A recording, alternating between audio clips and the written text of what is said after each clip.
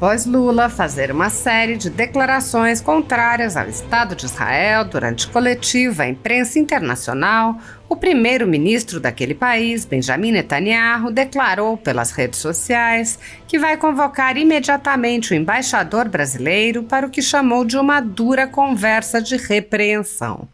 Netanyahu disse: "As palavras do presidente do Brasil são vergonhosas e graves. Trata-se de banalizar o Holocausto e de tentar prejudicar o povo judeu e o direito de Israel de se defender.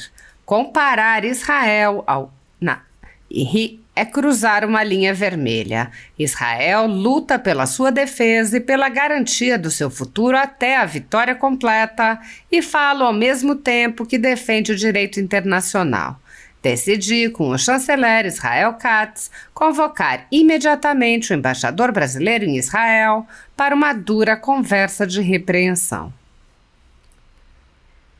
No Brasil, a ditadura da toga segue firme. O país tem hoje presos políticos e jornais, parlamentares e influenciadores censurados. A Folha Política tem toda a sua receita, gerada desde 1º de julho de 2021, confiscada por uma canetada do ministro Luiz Felipe Salomão, ex-corregedor do TSE, com aplauso e o respaldo dos ministros Luiz Roberto Barroso, Alexandre de Moraes e Edson Fachin.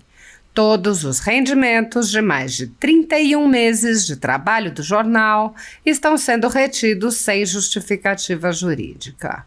Anteriormente, a Folha Política teve sua sede invadida e todos os seus equipamentos apreendidos a mando do ministro Alexandre de Moraes. Mesmo assim, a equipe continuou trabalhando como sempre, de domingo a domingo, dia ou noite, para trazer informação sobre os 3 poderes e romper a espiral do silêncio imposta pela velha imprensa, levando informação de qualidade para todos os cidadãos e defendendo os valores, as pessoas e os fatos excluídos pelo mainstream, como o conservadorismo e as propostas de cidadãos e políticos de direita.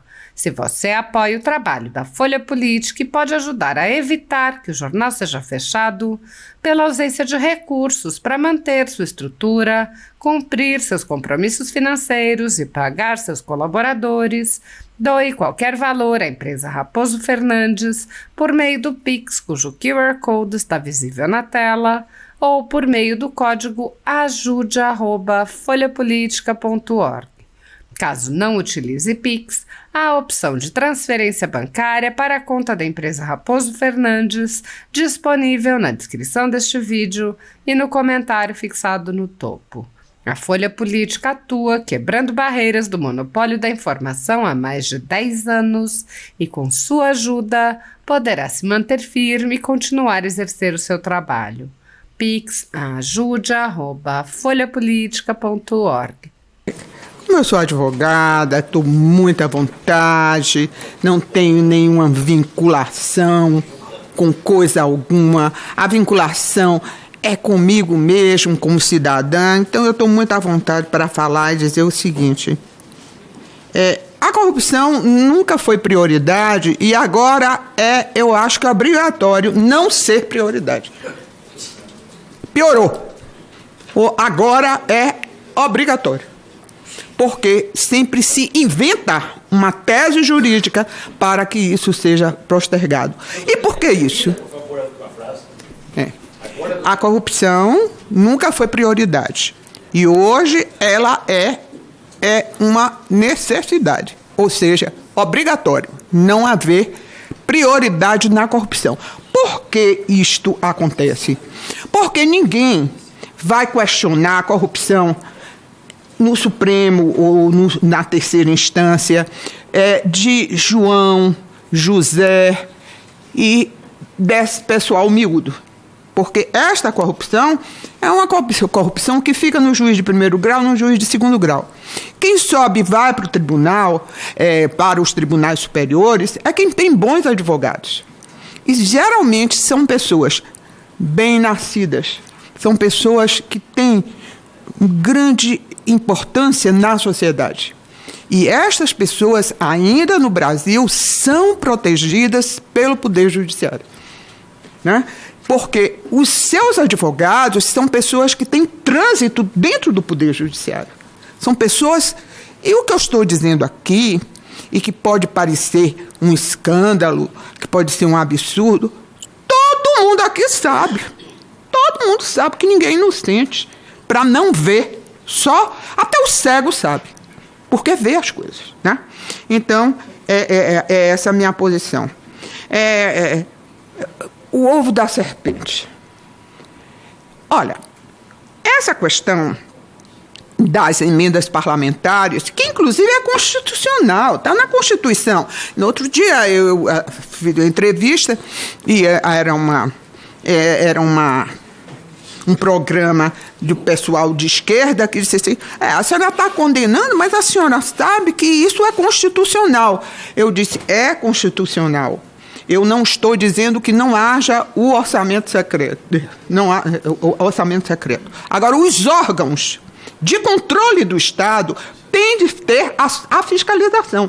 Porque o Brasil tem uma rede de órgãos de controle do dinheiro estatal muito bom, muito bom. Se nós formos verificar quais são esses órgãos, e todos estão ligados ao ENCA, que foi uma coisa fantástica, porque todos eles agora trabalham em conjunto, foi uma coisa maravilhosa, que veio com a lei de lavagem de dinheiro, né?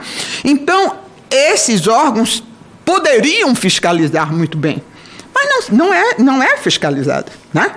Não há fiscalização. É aí que está o problema. Aí é que está o problema. O que dizer do orçamento secreto? Eu não faço distinção entre emenda orçamentária e orçamento secreto, porque para mim é a mesma coisa. Para mim é a mesma coisa. Então, agora mudou de nome. Mas, na realidade, é emenda parlamentar, do mesmo jeito, né? O Supremo Tribunal Federal não julga os parlamentares. Nós todos sabemos por que não julga. Eu tenho vocês aqui na mão. Pronto. Não são vocês que poderiam nos condenar? Não são vocês que poderiam nos impeachar? Pois então eu tenho vocês aqui na mão. Então é a briga do gato e do rato. Outra coisa que não é absolutamente segredo de polichinelo, porque todo mundo sabe disso, inclusive os senhores sabem. E quem está nas mãos do Supremo também sabe. Não vai lá, né? Não vai lá, porque não pode ir. Finalmente, é a descondenação. Olha, se eu fosse jurista, que um dia eu pensei até que eu ia dizer aos senhores o seguinte, eu ia ensinar aqui aos meninos que ainda estão aí, que eu sei que tem alunos, dizendo o seguinte, a competência pode ser a competência em razão do lugar, competência do foro, e em razão da matéria, a matéria que está sendo julgada. Então, por exemplo, a Justiça Comum não pode julgar um tribunal, uma ação de justiça eleitoral. Essa é uma competência material, que é absoluta, ou seja, se julgar o processo está todo nulo.